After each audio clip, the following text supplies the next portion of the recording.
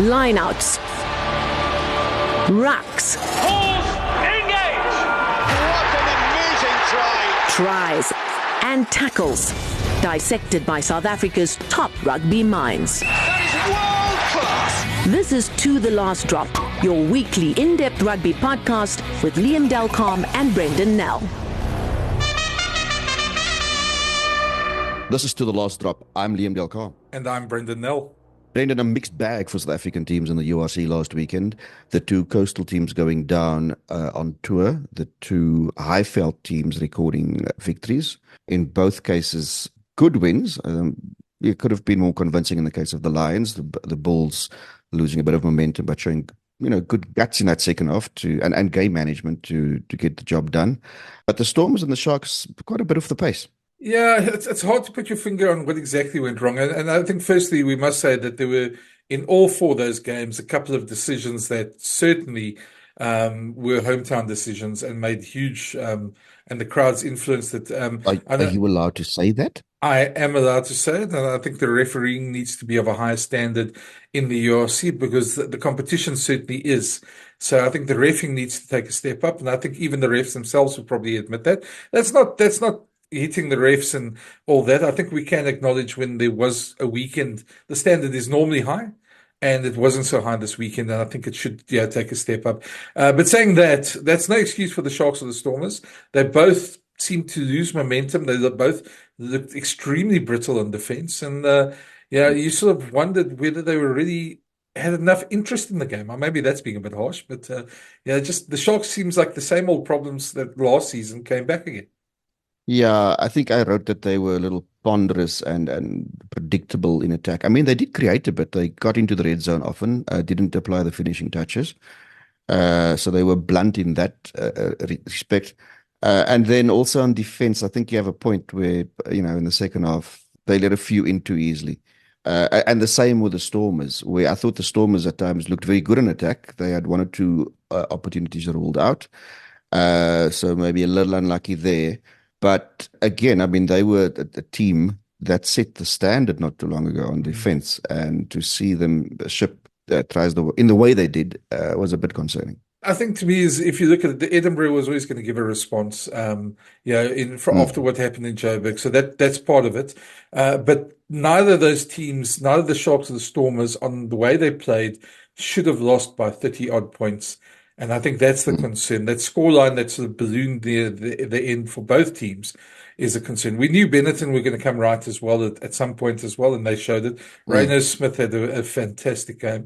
I think on the other games, the Dragons frustrate me as a team because they're the type of team that you feel teams should put away. And a team like Leinster probably would put them away quite easily. But the Lions seem to struggle against them, especially at the breakdown. The breakdown was only to one side, but the Lions struggled to adapt when they couldn't just get those passes away like they did the week before. The Bulls, of course, their problems were with the cards, and that sort of stunted all their momentum. And there's a lot we can say about those cards, but I feel a bit sorry for Jay, because he also said that at one point that how does he handle those cards? I asked him the question afterwards, and he was quite clear. He said, how do I handle it? He didn't think David Creel's was a red card. He thought Elric Lowe's was unlucky because he thought it was a genuine intercept attempt. And poor old Alulutu Chakweni, who was just standing there, and another player tackled the player into him, and there was a clash of heads. You really feel sorry for a guy like that. But we talk a bit more about head injuries and that later with our guest. But I think just on the whole of it, I think let's just complete the Bulls though. There was that bizarre sequence, and it wasn't just in the Bulls game, but the Bulls game was the biggest highlight. We had a sense at the end of the game when the Bulls went down to 12. Low light. Yeah, and where the officials couldn't figure out who needed to be on the field and who wasn't on the field. And maybe let's just listen to how Jake handled it. This clip, he was just as confused as all of us. Yeah, so what happened was Gerard failed his HRA, and then Alute got a yellow card. So basically what it meant is that next time there was a scrum, and we were probably fortunate that scrum only came in the 77th minute. That scrum could have come 5-6 minutes before that. And then it meant that you can't play with you can't play with 14 men because you've got a red card, so you have to play with 12 men. So therefore, Grobbies, who's a front rower, had to come back into the front row because you're not allowed to then use forwards in the front row, stop teams from doing it deliberately. And it was I've never been involved in a game. I've been coaching for 42 years. I've never been involved in a game where put him on, take him off, no, leave him on, no, swap him, no. I've never, ever experienced that in my life. And then the captain comes off. And I don't know who took the captain off. I don't even the ref knows how the captain got off, but he came off. So it was, I can tell you, it's the first time I've ever experienced that. And I don't think anybody knew for that 3 minutes how many scrummed and who needed to go and who needed to change. And I'm just fortunate that we got through that on the other side. Yeah, I watched some of that unfold and I thought, geez, these people, when I say these people, I'm talking about World Rugby, often talk about how they need the need to speed the game up and to make it more fan-friendly and aesthetically pleasing. And then you have a sequence of events like that where there's no play for, I don't know how long that was. It felt forever. Yeah, no, that wasn't the only game it was in. There was an incident in the Leinster-Munster game, which amazing to see 80,000 people broke the record for the URC's best attendance. And well done to all involved there. But there was an incident there where one of the Munster players was off just after a kick, and the ref said play on, and Leinster went and scored. And now URC's come out afterwards and said that shouldn't have happened. And unfortunately, these sort of lowlights get highlighted much more than they should. There's a lot of other things that happen on the field, but when you've got something like that, it does the game no service. And my biggest thing is just World Rugby, unfortunately, is making the game more and more complicated. The refs struggle, the players struggle, fans struggle, and they keep on saying these are fan-based changes. And I've had my rant about that before, and I still want to know who those fans are. But yeah, unfortunately, you remember those parts of the game more than you remember actual tries and things that happen. Yeah, when you call it fan-based changes, it sounds like they walked into a pub and put down a file with a couple of pens and buy those fans a couple of beers, and then they walk out, and then they come back in an hour and say, what did you come up with, boys? No bad ideas in the brainstorm. No bad ideas. Yeah, one of those things. No, but it's just, it's ridiculous. But I suppose we're moving on. We're getting closer and closer to the Springboks end of the year tour. And I must say, I just on that, I want to give a bit of a shout out, because I found myself yesterday on social media laughing at your brother-in-law's newest advert. For those who don't know. Donovan Goliath, the comedian. Now, if you haven't seen it, go see his advert for Springbok withdrawal symptoms. I quite enjoyed that, you can tell him. It just had me laughing, because I think we all got a bit of Springbok withdrawal symptoms at the moment, and that tour is coming along fast. Yeah, no, it was very funny. In fact, when it started out, I thought, like, is he trying to impersonate Jaden? Like so. And then this thing unfolds, and it is well worth a look. He had a number of very interesting responses on social media. In fact, somebody said to him that he kind of looked like the Timu version of Ergies Neyman. I'm sure that's something that's going to stick around for a couple of family priors. And let's get on to this week's games. Start off with Friday's games. 2 games on Friday night. First one, Ulster hosting Ospreys. Ulster 8th, Ospreys 13th. Both sides in need of a victory. Easy one for me. Ulster at home. Ulster will win that by 12 points. Yeah, I think maybe even more, because watching the Ospreys, despite all the cards that they got, the Bulls got, etc. Yeah, you've got the feeling if that didn't happen and the Bulls were playing in Pretoria, this would have been a 60-point game. Ospreys haven't shown much, and I know they're going to talk about the fight, but you need more than fight when you in a season like this. Ulster, well, I'm just thinking that the conditions might be typically Belfast. So Well, I'll go for 20. Let me go for bigger. I can always be wrong. So then of course, talking about these Bulls, they going up against Scarlets, a team they beat handily at Loftus last year by 50-odd points. Scarlets surprised Cardiff and went against our expectations last weekend with a win there. Maybe something is brewing at the Scarlets. Maybe there is, but is it brewing sufficiently, or has it brewed? Yeah, has it brewed enough to halt the charge of the Bulls? Because it will have to take a lot. For me, still the Bulls, and by double digits. Yeah, I think sometimes, yeah, just the touring factor takes those double digits down to single digits. And I suppose you wonder just how much of a response and how much anger there is in David Krill's red card for the Bulls. I know they weren't particularly happy. So if you get that sort of response, and they've got a couple of injuries, they don't have Gerard Steenekamp and they don't have Elric Lowe this week, both failed HIAs, but they've got enough depth to replace them and still be strong. So that's going to be interesting just to see how that pans out. But I'd say Bulls probably by about 8. Roll on to Saturday. The Lions go across to Zebra Parma with their ice cream yellow T-shirts and yeah, rather very cute stadium at the Stadio Sergio Lanfranchi. What do you think there? I think the Lions will go there with a lot more ambition. When I say ambition, I'm talking about scoring more tries. I think they left a few out there last weekend. And of course, it's one of those weird ones where they played that game, but they've also got an eye on their following game against Leinster. So they'll probably look at the Zebra game thinking if they have the opportunity to fill their boots, they should. So I'm going to give it to the Lions, despite all their intent not to get away necessarily, but to win by 14. Well, that's the thing. I think there is quite a bit of rain forecast, so the conditions might have a factor. But the line should be still too strong for them as well. And yeah, I think this is their chance to grab points because next week at the Aviva against Leinster is going to be very tough for them. But yeah, I think the Lions by 10.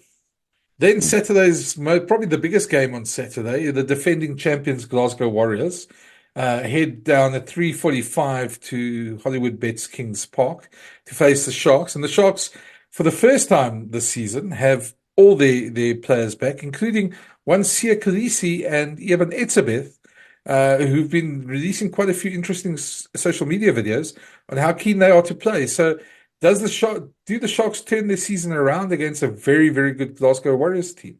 A fascinating match in prospect there, just to see how the Springbok component reincorporates into that side.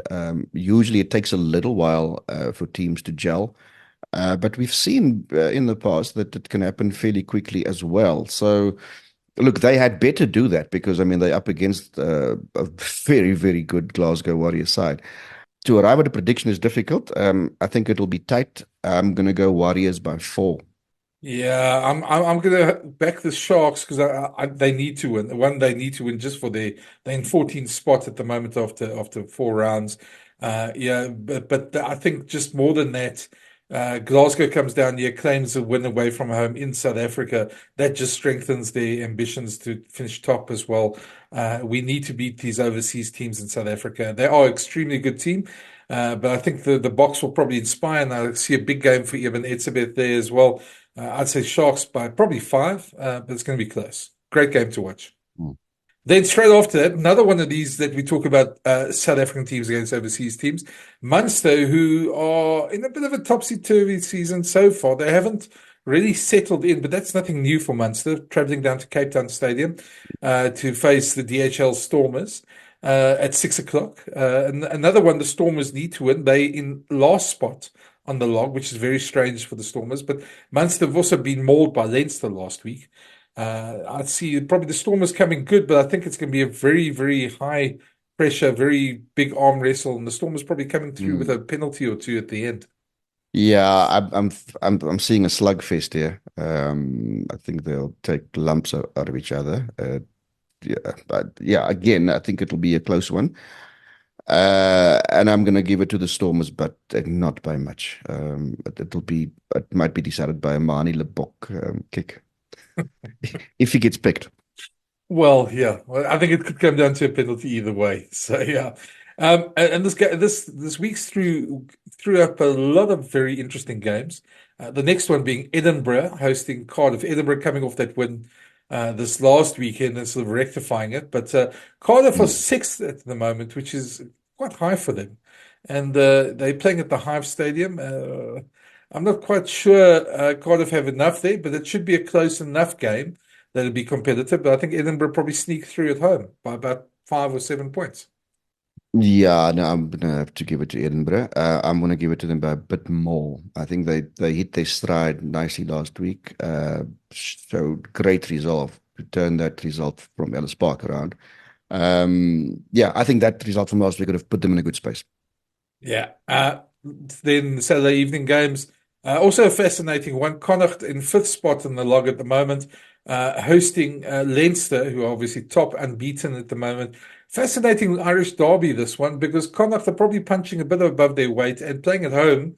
Yeah, they'll give themselves a chance to go Leinster. But Leinster so far in this competition have just looked awesome. And if they're going to pick, it depends on what team they pick, of course.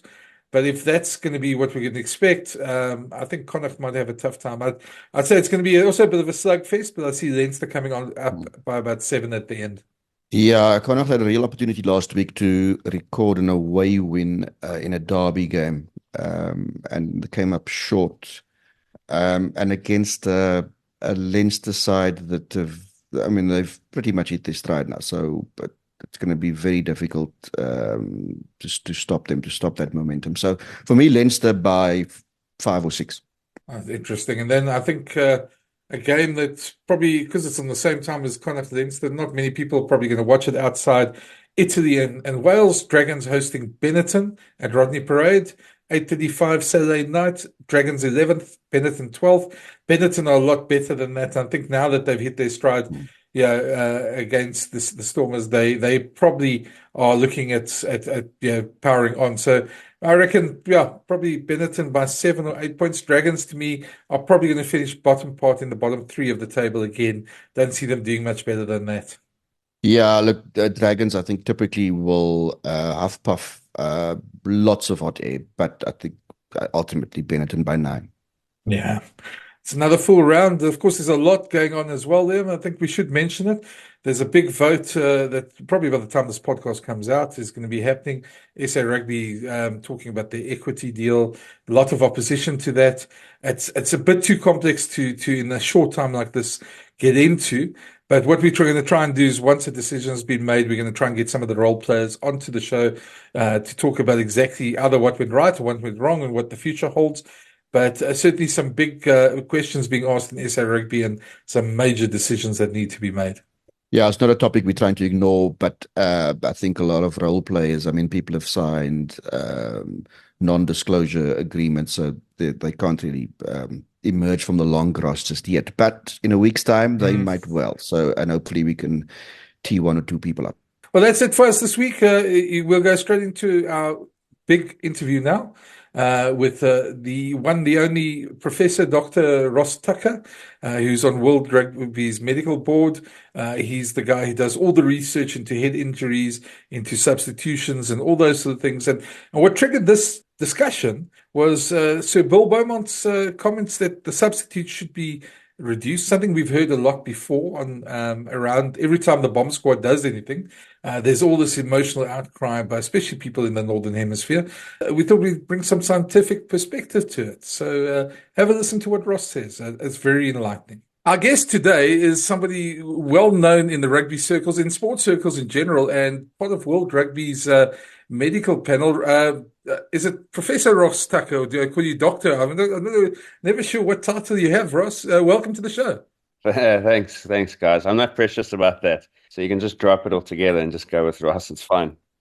Maybe just give us your what you do for World Rugby, so the people who don't know you, the few of them that there are, could probably just know what your expertise is and why we're going to talk to you.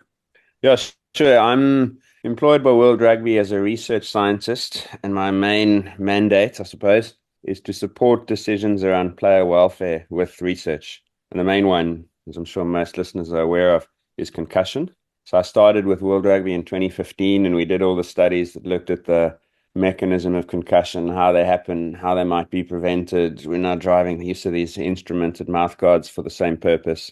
And so pretty much any decisions around player welfare, how concussions are diagnosed, managed, and not just concussion, but I will say it's probably 90% of the challenge at the moment. And so, yeah, any conversation comes up around player welfare related issues like the one we'll discuss today, they end up coming via me to see if there's any evidence to support them and whether or not a change should be made. Yeah, I think Ross, the game has moved on so much. I mean, when you find yourself watching old matches, whether it's from the 80s or the 90s, I mean, do you find yourself cringing? Yeah, and that's why it's frustrating when you hear all these people who like talk about nostalgia, about how the game has to change, and because I think it's in such a good place, you know.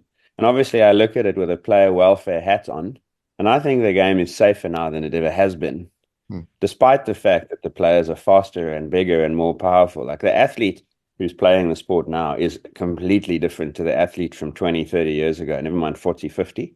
But I think that we've gotten a handle on all the injuries. I mean, not you can never get a handle on it and say now we're satisfied. So we'll continue to work. But I think from that perspective, it's in a good place. But I also think aesthetically, it's in a good place. The athleticism of the players, it's spectacular watching it now. And yeah, sometimes for that reason, it's a bit frustrating when people say we need fewer scrums. I don't think people realize how much time was lost to scrums back in those days, and how Hmm. messy they were, and how chaotic lineouts and set pieces were, and how good it is to watch today's modern game. just on that, the reason why we asked Ross to come on to the show, of course, is there were some comments and rather emotional comments by Sir Bill Beaumont, chairman of World Rugby, this week, saying that he feels the substitutes law needs to change. And then he went on a bit of a nostalgic, as you say, a bit of a nostalgic rant about how in his day they played longer, etc., etc. Of course, the first caveat that just pops into my head is that in those days the ball in play was probably about 20 odd minutes, where it's almost double that nowadays. And yeah, it's infuriating because I think for the average fan out there, every time it seems, and maybe this is unfair on World Rugby, but it seems that every time that there's a Springbok success or the bomb squad does something well or tactics work, that suddenly there's all these arguments in the media coming from various media personalities saying that substitutes should be limited. It's not happened in 2019, 2023. Yeah, and maybe Ross, just give us your take on that because yeah, having less substitutes is not going to improve the game necessarily.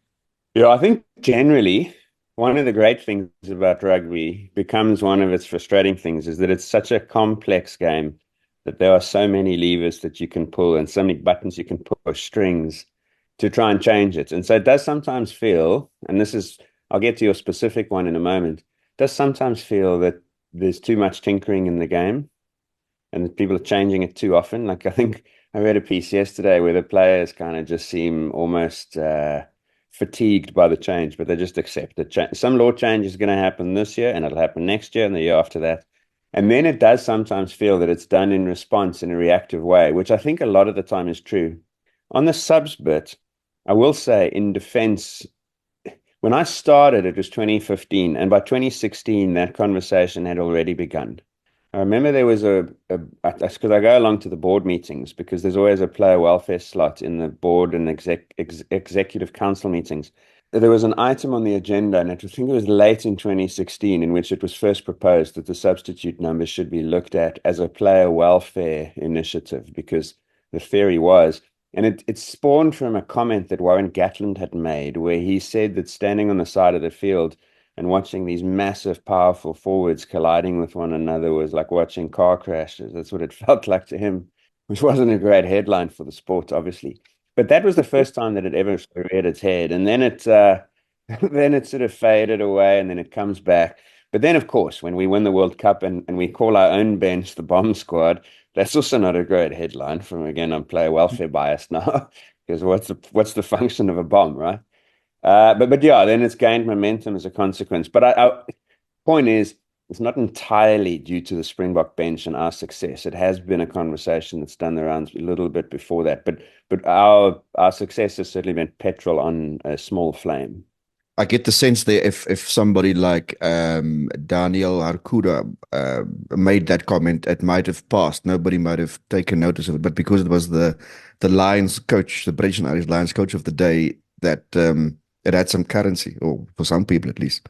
Exactly. And yeah, it would have been just after that Lions tour, right? The 2015 one. Mm. And then Eddie Jones, I remember there was a podcast, Eddie Jones spoke, and he said that his biggest concern was that the game was becoming too power-based, more like the NFL, where players were being conditioned to be just for a few second explosive efforts, and you could do that because of the subs law. So there were little things that happened before 2019 that gave rise to the discussion around the substitutes. But then, yeah, as you mentioned there, Brenden, the box success and the bomb squad amplified the volume of those conversations. Now, Ross, your research, and I mean, I remember watching a video that you did where you actually brought up some graphs, and you said, the difference between player fatigue and bringing when a fresh player comes on the field, it doesn't necessarily heighten the injury risk for players as such. Maybe just chat to us a bit about that.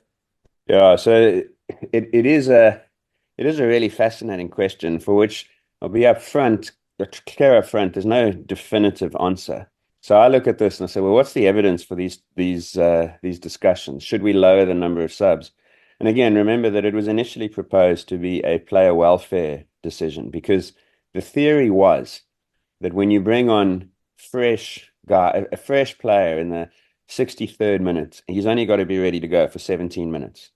And we're talking about 112 kilograms of explosive power coming onto the field who's fresh. And the guy he's going to go up against in a scrum or a tackle or a carry is a guy who's played for 63 minutes and is fatigued. And there was concern that imbalance between fatigue and freshness was causing lots of injuries to players. So that was the model, was that if we reduced the number of subs, we wouldn't have these imbalances anymore, and it would protect players. And also over time, people were saying that what it would do is it would force you to condition a player to be prepared for 80 minutes and not 20 minutes. And that would be a smaller player who's not quite as explosive. It's kind of like, think about what Usain Bolt looks like compared to a marathon runner, different athlete. On the other hand, and my first thought when this proposal came across is, hang on a moment, we know from lots of research that fatigue is a major risk factor for injury. A player who's fatigued is more likely to be injured. So if you don't allow substitutions, you're loading more fatigue onto a player and you're going to start causing more injuries. And so the question that I was then trying to answer is whether fatigue, or this imbalance between freshness and fatigue, was a greater risk factor for injury. So what we basically did, does that make sense so far before I go on? I may labor this. Yeah. In fact, had there been any research done before that suggests, was there a correlation between a fresh player coming on and then the numbers spiking of players who had been playing for, say, an hour getting injured? I mean, was there any data that suggested that in the first place? No, there were, and that was the missing piece, right? And we realized that straight away. And that was research that was done specifically to try and help support the decision around this issue. What had been done at that point was that people had looked at when injuries happen in matches. And there are more injuries in the second half than the first. So not by a lot, but like 20% more. And some studies had found, for instance, that even injuries like concussion were more likely to happen in the second half of each half. So in the last 20 minutes of the first half and the last 20 minutes of the second half, which again suggests that there's a fatigue component to injury. So that was pretty well known, and not just in rugby union, by the way, also rugby league, AFL, that all found that. So that was the starting point for the fatigue model. But as you point out, the real question is, does the addition of a fresh player to the mix increase the risk significantly overall and to the fatigue player? So now, if you think of a tackle as a dance between two, sometimes more than two, sometimes two tacklers, so three players.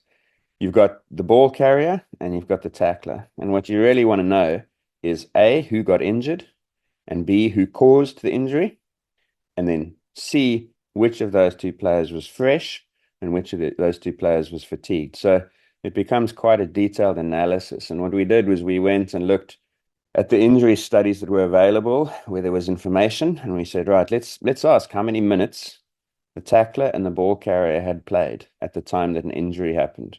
Let's ask who was injured in that situation to try and understand who gets the injury and what the overall risk is. And so that was the study that was done specifically to answer this question. And the finding, I mean, you alluded to it there, Brenden, is that when you look at the tackle dance, and I'll call it that, if you say, for the sake of argument, that we're going to set the risk of injury when both players involved in a tackle are starters. Let's set that at 1. Okay, we just call it arbitrarily 1. When both players are replacements, the risk of injury is lower. If you let that sink in, does that make sense? Sorry, I was on mute. Yes, it does. It wasn't confusion. It was just mute. Yeah. So when both players are fresh, the overall risk of injury goes down. So for the sake of injury, you want fresher players, not fatigued players. When one player let's not say fresh and fatigued. When one player is a starter and one player is a replacement, then what's interesting is that the overall risk in the dance is slightly lower. And here's where it gets tricky. But the risk to the starter is considerably higher, and the risk to the fresh player is considerably lower. So overall, in that tackle event, the dance, the risk drops slightly, but it's spread differently across the two people involved in it. The fresher player carries much less risk, and the fatigued player carries much more risk. So depending on your starting position, you could use that and argue it both ways. You could say, oh, look, the freshness versus fatigue argument is true, because it is a fact that the fresher the player, the less likely they are to be injured, and the more fatigued the player, the more likely they are to be injured. But from the perspective overall, you're interested in the total risk, and that's lower when you have a replacement involved in the situation compared to when you have a starter. So, and I'm just playing devil's advocate here. Is there not a argument maybe for more subs, that you almost make it 15 subs? I mean, that would be a counter argument. I'm sure some people will probably make. So. Come on, Brenden. I made it at a meeting once. I said based on these data that if your only concern was injury risk, but no, okay, that does change the game now, because then you literally do start producing players for 40 minutes at a time, and I think that would have knock-on effects. So that was a tongue-in-cheek suggestion, but yeah, if you took that finding at sort of face value, that's one thing you might suggest. Again, the whole game's not all about injury reduction. I mean, it's my bias, but it's not all that counts. So I wouldn't really do that, but you could make that proposal. On the path of nostalgia, there you're going to need an awful lot of doctor's notes before you. And actually, you bring that up, but that's one of the other logistical challenges to cutting the sub number, right? I mean, aside from the evidence, if you go into a game with only 4 options for a sub, and you're now in the 65th minute, and you've made those 4, and then a player gets a slight injury, you can't make another one. So then you say, okay, well, that player's got to play on. And all of a sudden, what might otherwise have been a mild injury becomes a very severe one. Let's say it's a little hamstring niggle, maybe that's 1 week off. No, but now you play that player for the next 20 minutes, fight through the injury, now he's missing a month. So what it would cause is, okay, you say, well, then let's have injury subs, unlimited, as it were, injury subs up to 7. But now players will fake injuries, and you don't want to see that, because now you have an integrity problem to the game. If it's a front row issue, you still, you've got to maintain the integrity of the front row. So there's actually a lot of complexities that come into it when you reduce the number of subs, which, quite aside from the evidence, were also tricky to discuss. And there were working groups put together to look at this and discuss it. And it's actually really complicated, fascinating area. You're obviously closer to them than we are. I mean, we read their press releases, and we often wonder what goes on there in those boardroom meetings. But yeah, I was just wondering, do you think that there is chance of a significant change in future? I mean, they keep on surprising us with law changes, but do you think it's got any momentum there in those meetings?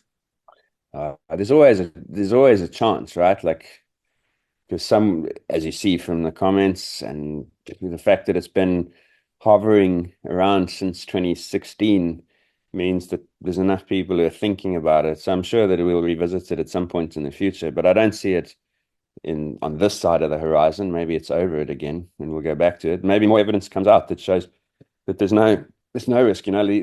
These instrumented mouthguards are giving us unbelievable volumes of data. Because one of the challenges is that when you do a study like we did there, you look at 1,000 tackles and you look at 200 injuries or whatever it is. But with these mouthguards, we'll have 1 million tackles and 200,000 of them will be significant head acceleration. So maybe as we move forward, we'll get more data that allows us to go back to it. So over the horizon, who knows? But not, I don't think for now. I think just to maybe touch on, I mean, I know we could probably do a whole podcast on just on the head injuries, and it's difficult in such All a short. the mouth guards.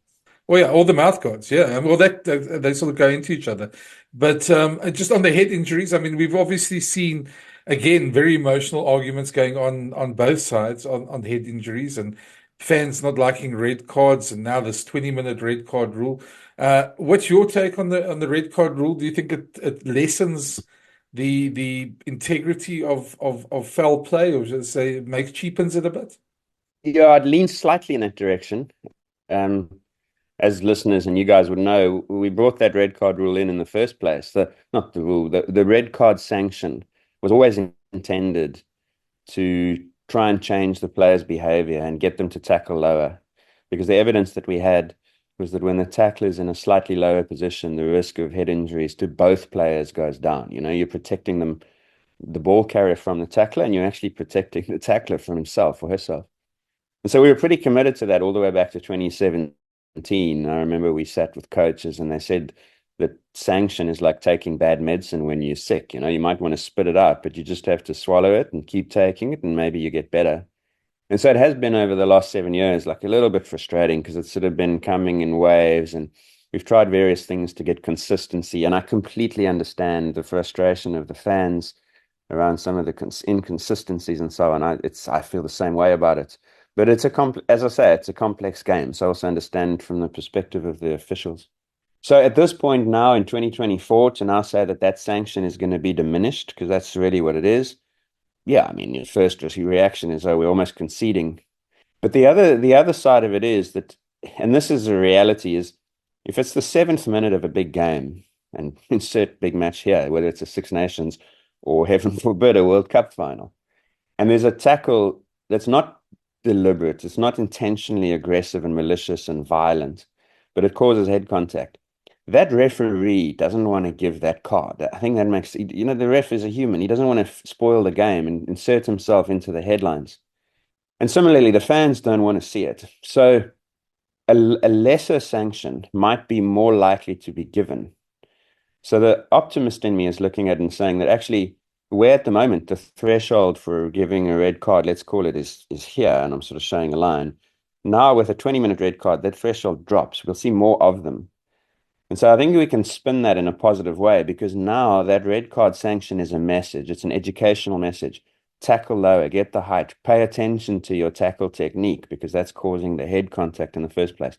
So my hope is that, yeah, we'll see a lesser sanction, but I hope we see it more often. It's kind of like the analogy is, you can use a really big stick infrequently, or you can use a small stick quite a lot. And I'm hoping that that's what it causes.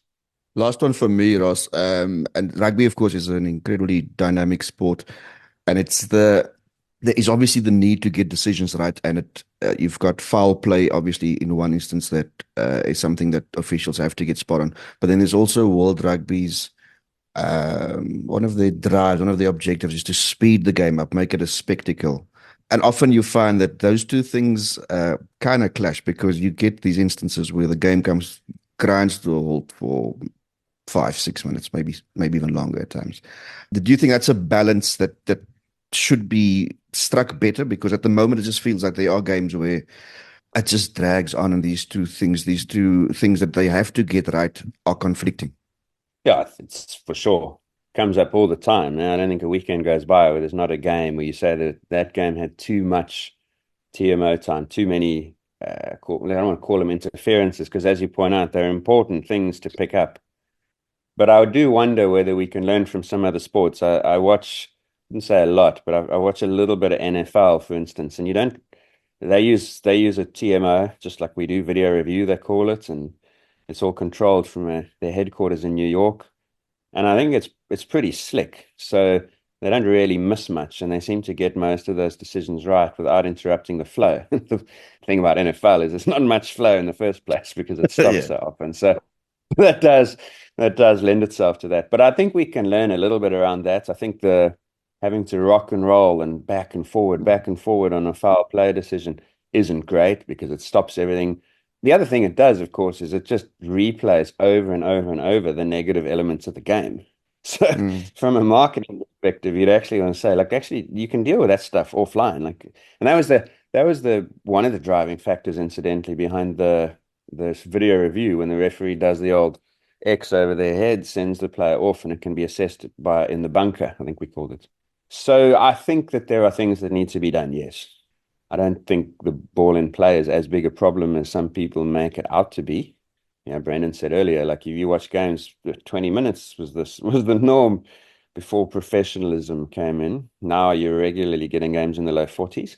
So I don't think it really needs to be sped up much more than it is, but I can see why a 3-4 minute stoppage every 15 minutes is frustrating for fans, and we can definitely do better there.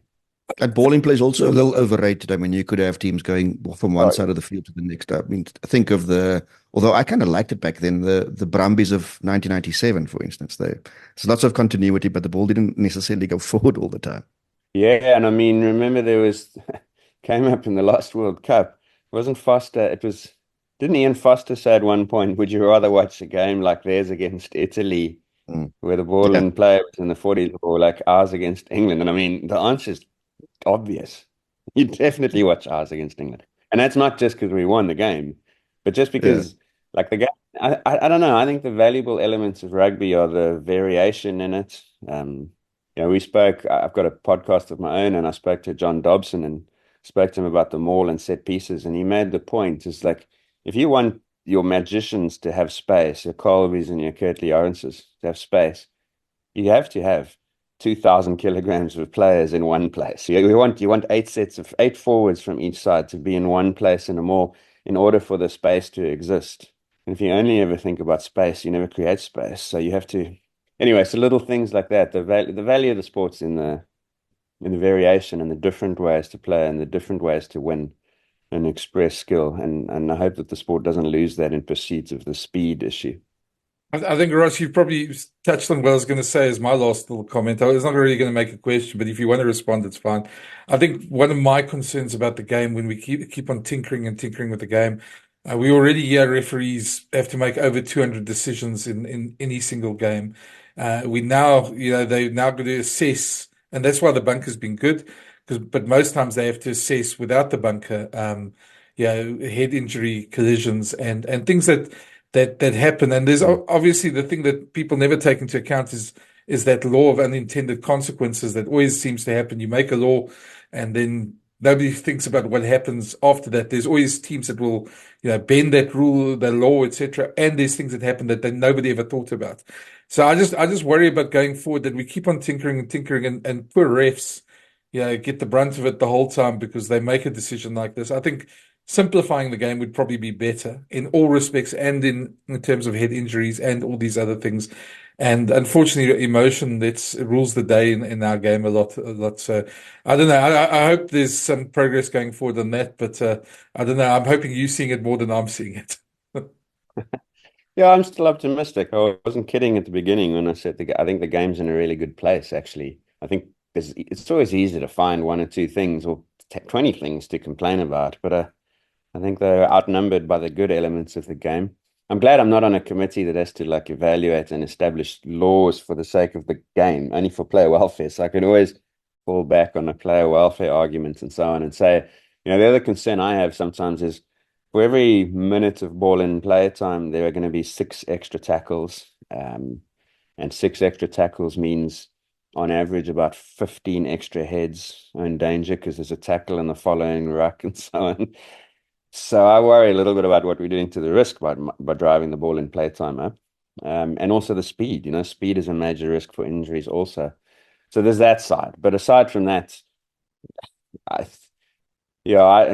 love to say, the tinkering is done and so on, but it's not. Again, because it's such a complex game that you'll change a law here, and then 6 months down the line, you'll realize that the coaches and the players have responded to it, and now you've got a new problem to solve. So it's like playing that game. Or hit the crocodile at the fairground a little bit sometimes, but that's part of what makes, as I said, I think that's part of what makes the sport great. And I almost feel sometimes like we as rugby people who are inside it, we should actually embrace the complexity of it. Because I hear your points about simplifying it, but I think sometimes the most fascinating thing is the complexity. And if we could, so maybe I think what we have to try maybe do is simplify the complexity so that it looks more inviting to people who don't know it really well. But those of us inside, I mean, we can get lost in the complexity in what I think is a wonderful way, no? Yeah, no, I get you, and I think we probably agree a lot more on that than we probably sounds like this at the moment.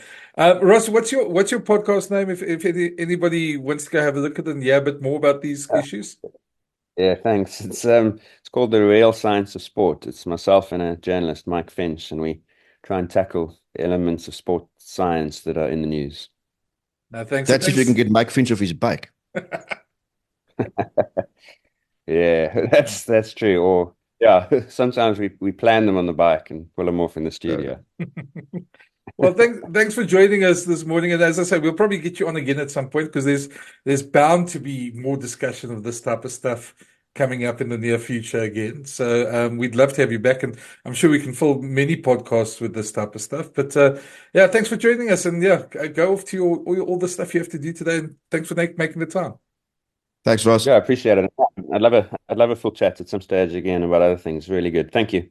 Okay. Thank you. Great stuff. Thanks. Thanks for listening. For the latest insights and rugby analysis each week, plus new episode alerts, please follow or subscribe to the series.